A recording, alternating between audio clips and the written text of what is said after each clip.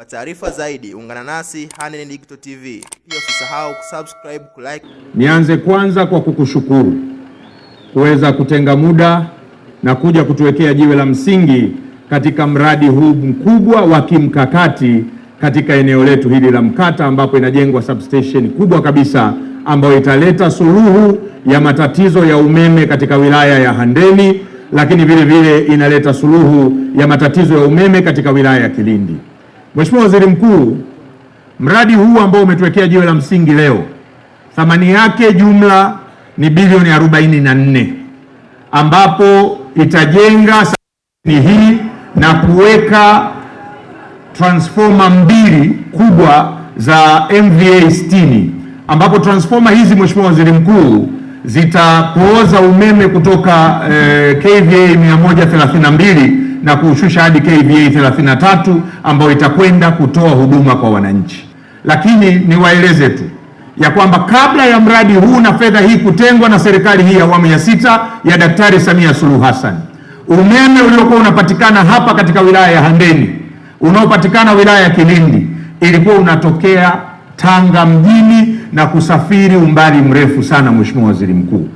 Lakini hivi sasa mradi huu utakapokamilika Novemba mwaka huu, umeme utatokea Chalinze na utakuja kupoozwa hapa na kuwafikia wananchi wa wilaya hii ya Handeni, na mwingine wa kVA 132 utatokea hapa na kuelekea wilaya ya Kilindi, ambapo umeme utakuwa ni wa uhakika.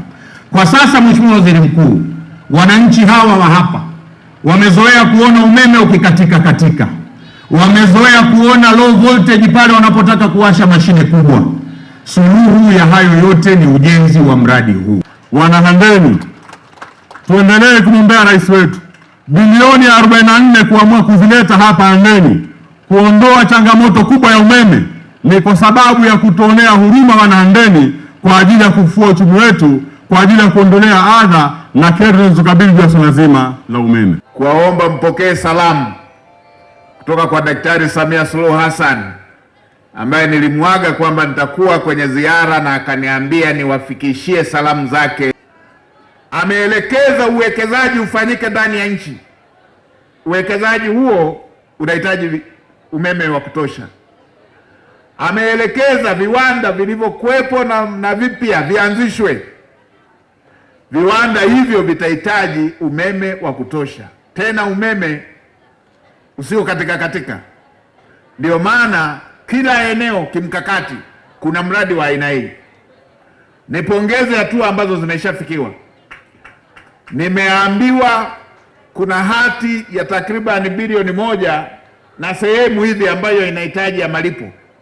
Sasa Waziri wa Nishati, wasiliana na wenzetu wa fedha, na nimesema waje wauone na huu mradi ili hiyo fedha itoke, ili mradi uende kwa kasi, wananchi hawa wasipate shida kama ambavyo Mheshimiwa Rais alitaka kutatua hilo tatizo.